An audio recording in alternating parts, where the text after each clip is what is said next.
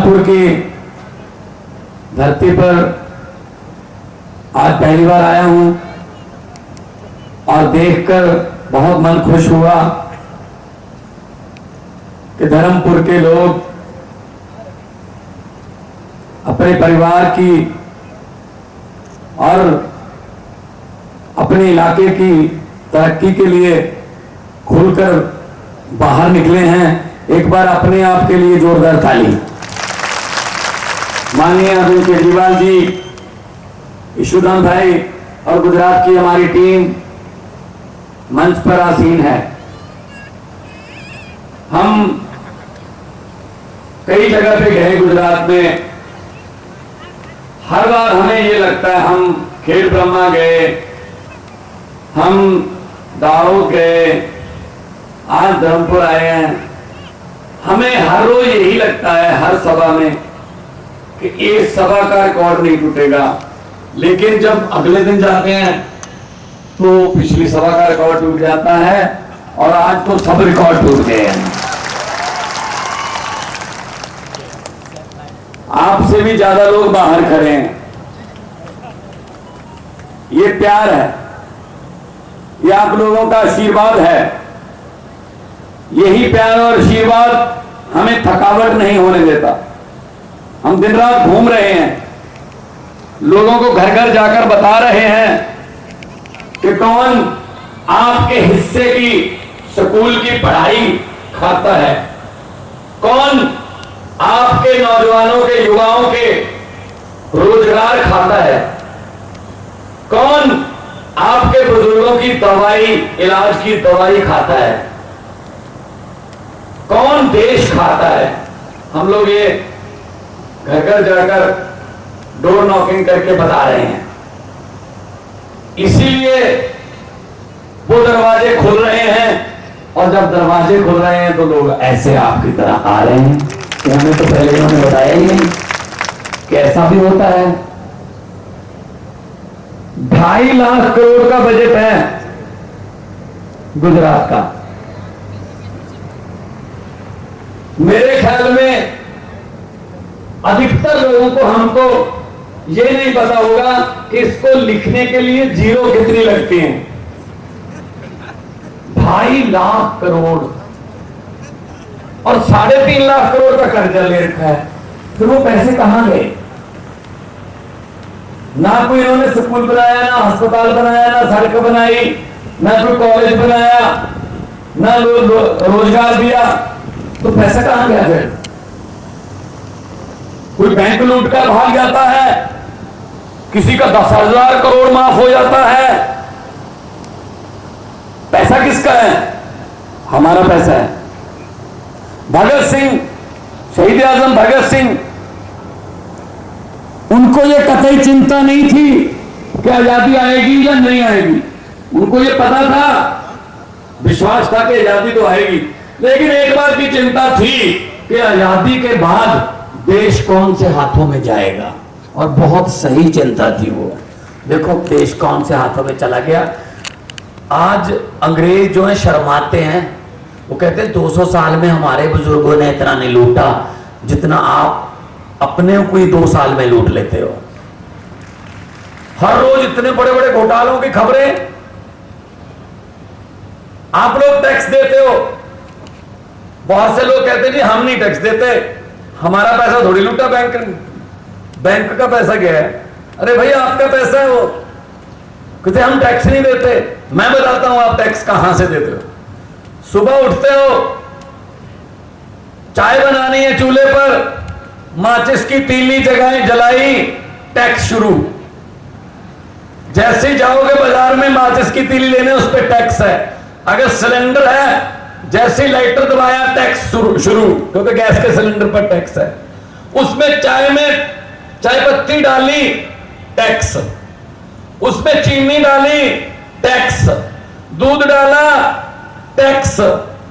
उसके बाद खाना खाते हुए दही खाया, टैक्स। अब तो छाछ पे भी टैक्स लगा दिया है, आटा पे टैक्स, मोबाइल फोन किया टैक्स, मोटरसाइकिल लेके बाहर निकले डीजल पे पेट्रोल पे टैक्स, शाम को घर आए, खाना खाया, टैक्स, और शाम को रात को बिस्तर पर जाकर आराम से सोचते हो चलो शुक्र है अब कोई टैक्स नहीं। भाई साहब भरम है, ऊपर पंखा चल रहा है, टैक्स। हम तो सोते हुए भी टैक्स दे रहे हैं, हम सो रहे हैं टैक्स चल रहा है, तो पैसा कहां गया फिर?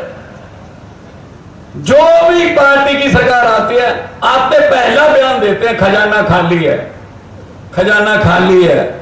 मैंने कहा जो है ही खाली उसको खजाना क्यों कहते हो? पीपा कहो, अलमारी कहो, खजाना खाली है। ये अपने बेटे बेटियों को चेयरमैन बनाते समय खजाना खाली नहीं होता, ये अपने मित्रों का टैक्स माफ करते समय खजाना खाली नहीं होता, जब भी जनता की बारी आती है तब खजाना खाली हो जाता है। क्यों भाई? जनता ने तो तुझे बनाया था, वो वोट डालकर भूल गए क्या? ये भूल जाते हैं असल में। इनको ये लगता है जनता का क्या है, आखिरी 10-15 दिनों में लालच देंगे और इधर उधर की बातें करेंगे फिर जीत जाएंगे। ऐसे थोड़ी है। आपके पास पहले कोई रास्ता नहीं था, इसलिए आपने 27 साल इनको झेला। मैं आपके सब्र की दाद देता हूं। 27 साल, हर साल पेड़ भी अपने पत्ते बदल लेता, लेकिन तुम 27 साल। इस बार पेड़ों को भी खुश करो, उनको भी पता चले हाँ कुछ बदलाव आया है, कोई नया सूरज, नई हवा, नई ठंडी हवा आई है, कोई भ्रष्टाचार रहित हवा आई है, ईमानदारी का सूरज उदय हुआ है। वो भी खुश हो जाएंगे पेड़ पौधे भी। दोस्तों 5-5 साल की बारियां थी इनकी। कांग्रेस तो इनके साथ ही है। कांग्रेस वालों को तो हर रोज आपने देखा होगा 2-3 स्टेटों में इनकी कांग्रेस की सरकार तोड़ दी, कांग्रेस कुछ नहीं बोली। कहीं एमएलए खरीद लेते हैं कांग्रेस के, कांग्रेस कुछ नहीं बोलती। मेरे ख्याल में कांग्रेस को दिल्ली वाले दफ्तर पर बोर्ड लगा लेना चाहिए कि यहां जनता द्वारा चुने हुए विधायक सस्ते रेटों पर बिकते हैं। चुनती जनता है, कीमत वो डालते हैं। इसका मतलब आपकी वोट की कीमत कितनी है देखो।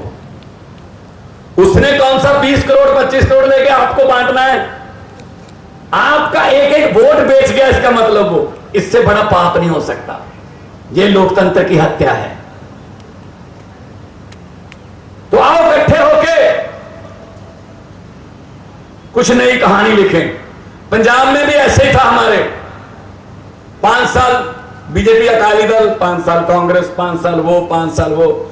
लोगों के पास कोई ऑप्शन नहीं थी। पहले से दुखी होके दूसरे के पास, दूसरे से उससे भी ज्यादा दुखी होके फिर पहले के पास। अब तीसरी ऑप्शन मिली है। 117 सीटें हैं पंजाब की। आम आदमी पार्टी जो है उसको 92 सीटें मिली हैं, 117 में से 92।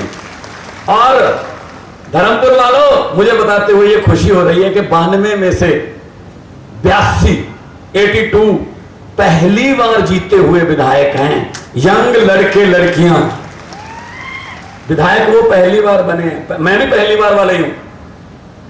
पहले मैं एमपी था 2 बार का, लेकिन इस बार पहली बार विधायक बना हूं। और यंग लड़के लड़कियां, आम घरों के लड़के लड़कियों को टिकट दी, विधानसभा की सीढ़ियां वो भी चढ़ते हैं, वो बोलते हैं वहां पे। गरीब जब बोलेगा दिल से बोलेगा, गरीब जब भी बोलेगा सच बोलेगा, गरीब जब भी बोलेगा ईमानदारी से बोलेगा। मंत्री बने हुए हैं आम घरों के बेटे। आपके यहां कांग्रेस और बीजेपी में किसी आम घर के बेटे बेटियों को टिकट मिलती है? नो नो नो, इनके अपने बेटे बेटियां ही, अपने ही चल रहा है सारा, रिश्तेदारियों में चलते हैं। क्यों भाई? हमें भी देश की सेवा करनी है। कहते सेवा कर रहे हैं। ऐसी कौन सी सेवा है जिसमें आप लोग सारा परिवार ही लाते हो? सेवा नहीं है, उस सेवा का मेवा खाते हो तुम लोग, उस सेवा का।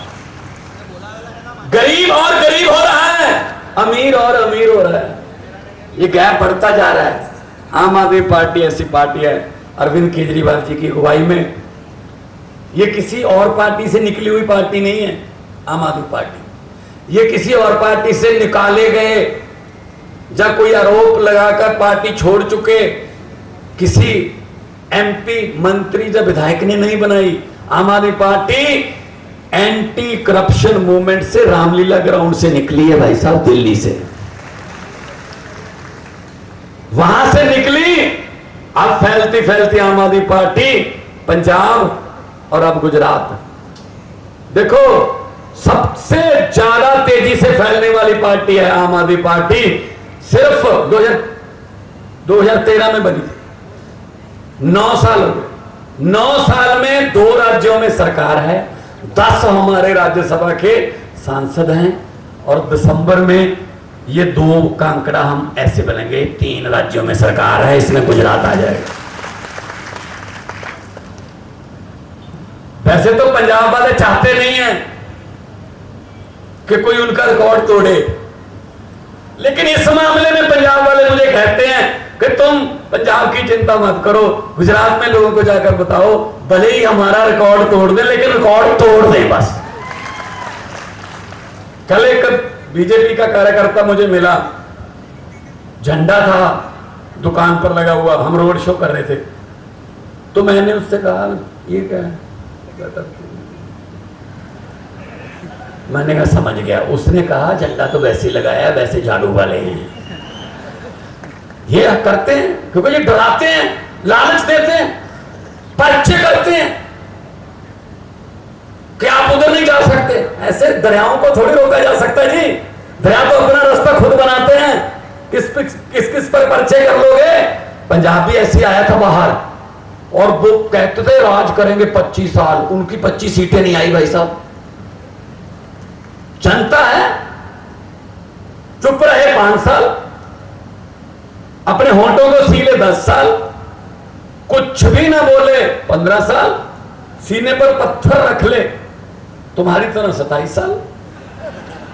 लेकिन अगर 27 साल बाद जनता जागती है ना, जाग जाते हैं, फिर 27 साल का हिसाब 27 मिनट में ले लेती है ये जनता। ऐसी जनता को छोटी बात समझना, ये अहंकार हो गए हैं, अहंकार हो गया इनको कि हम वक्त को बदल देंगे। ये वक्त से लड़ रहे हैं कि वक्त हमारे मुताबिक चलेगा। इनको ये नहीं पता, बड़े बड़े राजे आए, बड़े बड़े आए यहाँ पे, उनको भी यही भ्रम हो गया था कि वक्त हमारे मुताबिक चलेगा, लेकिन वक्त के मुताबिक आदमी को चलना पड़ता है। वो खत्म हो गए, वो खत्म हो गए। जितने मर्जी इकट्ठे कर लो पैसे, हीरे मोती, मगर ख्याल इतना रहे कफन पे जेब नहीं होती। आज सुबह हमें मिलने आए कुछ कार्यकर्ता, कुछ दूसरी पार्टियों, बीजेपी कांग्रेस से। हमने कहा जी क्या क्या मिला आपको? वो कहते जी बस अब तो शमशान बाकी है, बस वहां की तैयारी है। वो कहते जी डर ये है कहीं कफन पे टैक्स ना लगा दें कि जाते हुए भी पैसे देकर जाओ दुनिया से। ये इतने तंग है लोग, तो इस बार बदल लो। क्या जाता है, कोई लड़ाई नहीं करनी, कोई झगड़ा नहीं करना, पर्दे में जाके बटन दबाना है, बदलाव आ जाएगा। ये परिवर्तन की निशानी है। आपका इतनी भारी गिनती में निकल कर आना परिवर्तन की निशानी है, वरना दूसरी पार्टियों को दिहाड़ी पर लोग लाने पड़ते हैं। आ जाओ, फिर भी स्टेडियम खाली रह जाते हैं, और जाते हुए मीडिया वाले उनसे पूछते हैं क्या कहना चाहेंगे, कहते हैं हाँ अच्छा शो था लेकिन वोट झाड़ू को। तो ये तो शो मैन बन गए। तो आओ इकट्ठे होकर झाड़ू का बटन दबाएं। हमारा झाड़ू जो है ना, मुझे पत्रकारों ने पूछा आपने ये आंधी कैसे रोक दी, दिल्ली में 2 बार और पंजाब में। मैंने कहा कि कौन सी आंधी? कहते बीजेपी की आंधी कैसे रोक दी। मैंने कहा इसमें कोई रॉकेट साइंस नहीं है। उनका चुनाव चिन्ह क्या है? वो बोले जी कमल का फूल। मैंने कहा कमल का फूल कहाँ उगता है? कहते जी कीचड़ में। मैंने कहा हमारा चुनाव चिन्ह क्या है? बोले झाड़ू। मैंने कहा झाड़ू क्या करता है? कहते जी कीचड़ को साफ करता है। मैंने कहा जी हमने कीचड़ पर झाड़ू चला दी, कमल उगा ही नहीं, कमल उगा ही